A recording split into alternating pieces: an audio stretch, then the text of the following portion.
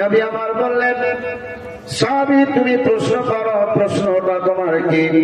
সাহাবী বলছেন, বাদাল মওত, আপনার যখন মওত হয়ে যাবে, আপনার যখন ইন্তেকাল হবে, আমরা কালীনগর থেকে, আমরা যে পাড়া থেকে আপনার উপরে দরুদ শরীফ পাঠ করব, আপনার উপরে সালাত ও সালাম পেশ করব। ইয়া রাসূলুল্লাহ, আপনি শুনতে পাবেন কি পাবেন না? এই ব্যাপারে যদি একটু জানিয়ে দিতেন ভালো হতো। নবী আমার বললেন, যদি প্রশ্ন আসে যে বক্তব্য রেখে যাবে, প্রশ্নটার উত্তর করো, তারপরে বক্তব্য রাখো। নবী মুস্তাফার সম্মুখে প্রশ্ন আসলো। কি প্রশ্ন আসলো? বাদাল মওত, মানে আপনার যখন মওত হয়ে যাবে। নবী তো আমার 63 বছর জিন্দেগি জাহির ছিলেন, 63 বছর তো ছিলেন। 63 বছর পরে তো নবী আমার এখন কবরে আছেন, রওজা শরীফে আছেন, জীবিত অবস্থায় আছেন। তখন আমরা কি করব? এই নিয়ে কিন্তু একটা প্রশ্ন করলেন। প্রশ্নটা কিন্তু খুব সুন্দর প্রশ্ন। নবী আমার বললেন, ঠিক আছে সাহেব, তুমি বসে যাও, এর উত্তরটা হবে।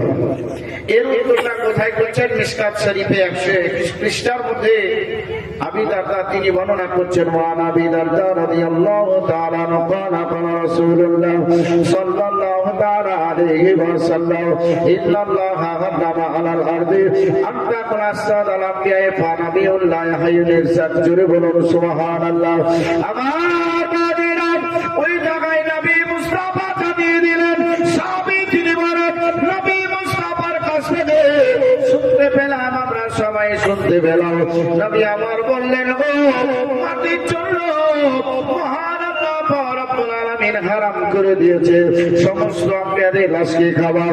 বলতে প্রত্যেকটা নবী আপনার আবুল কবরে জিন্দা জীবিত। ওই জায়গায় দেখেন সাহাবী প্রশ্ন করার পরে আরো সাহাবী কিংবা অন্য কোন সাহাবী ওঠার পরে বলছেন, ইয়া রাসূলুল্লাহ, ইয়া হাবিবাল্লাহ, নবী গো, আপনার পদতলে প্রার্থনা কুরবান হোক। আপনারা যখন কবরে জিন্দা জীবিত থাকবেন, আপনারা যখন রওজায় জিন্দা জীবিত থাকবেন, ইয়া রাসূলুল্লাহ, আপনারা আর কোন কাজ করবেন কিনা একটু জানিয়ে দিলে ভালো হতো। নবী আমার বলছেন, সেটাই জানতে চাও? ঠিক আছে, জানাই দিই, তোমরা শোনো। নবী আমার বললেন, ইউসাল্লুনা ফি কবরিহিম, আমরা প্রত্যেকটা নবী আপনার কবরে নামাজটা আদায় করি, আমরা কবরে নামাজ পড়তে থাকি।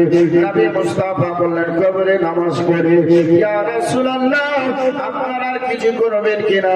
নবী আমার বললেন, ওয়াসুমনা ফি রমাদান, পবিত্র রমজান মাস যখন আসবে, ওই টাইম আমরা কবরে 1 মাস করে রোজা রাখি। ওয়াহিজুনা ইলাল বাইত, হজের মৌসুমে নবী মুস্তাফা আপন রওজা ছেড়ে দিয়ে আমি মক্কাতুল মুকাররমা হজ করতে চলে যাই। সাহাবীরা রে, নবী মুস্তাফা জানাইতে আছি, চলো চলো, আমি আমার রওজা ছিড়ি, আমি যখন আল্লাহর ঘর কাবার কাছে উপস্থিত হয়ে যাই, হওয়ার পরে আমি আল্লাহর ঘর কাবাকে তাওয়াফ করি। সেই কাবাটা আমি নিজে হাতটা লাগিয়ে দিই, আমি নবী মুস্তাফা রহমতে হাতটা লাগাই দিই। ওই কাবাতে একটা জান্নাতি পাথর আছে, ওই পাথরটা নবী মুস্তাফা আমি একবার বসা দিই, আমি নবী মুস্তাফা রহমতে হাতটা বুলাই দিয়ে আমি নবী মুস্তাফা সাল্লাল্লাহু আলাইহি ওয়াসাল্লাম সেই জায়গায় নামাজটা পড়ার পরে আল্লাহর কাছে হাতটা তুলে দোয়া করে আমি নবী মুস্তাফা সাল্লাল্লাহু আলাইহি ওয়াসাল্লাম এইভাবে দেখো একটার পর একটা কাজ কর্ম যেগুলো করতে হয়, আমি সমস্ত সেই কাজগুলা করি। আমি নবী মুস্তাফা প্রত্যেকটা নবীর সঙ্গে আমি সাক্ষাৎ করি। হযরত আদম সাবিল্লাহ থেকে নিয়ে হযরত ঈসা পর্যন্ত যত নবী আছে সমস্ত নবীর সঙ্গে আমি নবী মুস্তাফা একটা করে সাক্ষাৎ করি। আমি তাদের কথাবার্তা গুলো শুনি। আমি নবী মুস্তাফা সব কথাগুলো শোনার পরে নবী মুস্তাফা আমি তাদেরকে এক থেকে একত্রিত করে নিয়ে আমি নবী মুস্তাফা তাদেরকে 1 গ্লাস করে পানি পান করাই দিই। ও সমস্ত নবীগণ রাসূল পয়গম্বরগণ তারা পানি পান করার পরে আমার কাছে তারা কিছু চাই, সে সমস্ত গুলো নবী মুস্তাফা আমি দোয়া করে তো চলে আসবো। এবার দেখো আমার বাপজি ভাইরা সোনালালেরা, আমার নবী মুস্তাফা তাদের সঙ্গে সাক্ষাৎ করে নিলেন। নবী আমার বলতে আছে, রে সারা বিশ্ব থেকে যত হাজী হজ করার উদ্দেশ্যে তারা মক্কা মদিনায় আসে, আমি সমস্ত হাদিদেরকে আমি চিনতে পারি, আমি সমস্ত হাদিদের চেহারাকে দর্শন করে আমি নবী মুস্তাফা তাদের নাম পর্যন্ত আমি বলতে পারি। এই পৃথিবীতে একটা দুইটা নয়, এই পৃথিবীটা 24,500 কিলোমিটার মাটি। জোরে বলো, আর একটু জোরে বলো না সুবহানাল্লাহ। 24,500 কিলোমিটার মাটি, এই মাটিতে একটা দুইটা নয়, কমবেশ আপনার 228টা দেশ আছে। কোন দেশে আপনার 9 কোটি মানুষ, কোন দেশে আপনার 6 কোটি মানুষ, কোন দেশে আপনার 4.5 কোটি মানুষ, কোন দেশে আপনার 19 কোটি মানুষ আছে, কোন দেশে আপনার 138 কোটি মানুষ আছে, কোন দেশে আপনার 2.5 কোটি মানুষ আছে। এইরকম ভাবে দেখেন বাবা, 228টা দেশ, ওই দেশ থেকে মুসলমান আজ দেখেন নিয়াত করে হজ করার উদ্দেশ্যে আসে। কোথায় কোথায় আসে?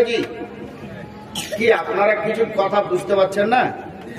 বুঝতে পারেন? তার জন্য তো আপনাদেরকে বলেছিলাম একটু সামনে আসেন। হ্যাঁ, একটু সামনে আসার জন্য বলা হয়েছিল। হজ করার উদ্দেশ্যে মানুষ কোথায় যায়? হ্যাঁ, তো ওইভাবে একটু বলবেন, তবে না ভালো লাগবে। তাহলে হজ করার উদ্দেশ্যে মক্কায় যায় আমার বাবাজি ভাইরা। তো সব দেশ থেকেই যায়।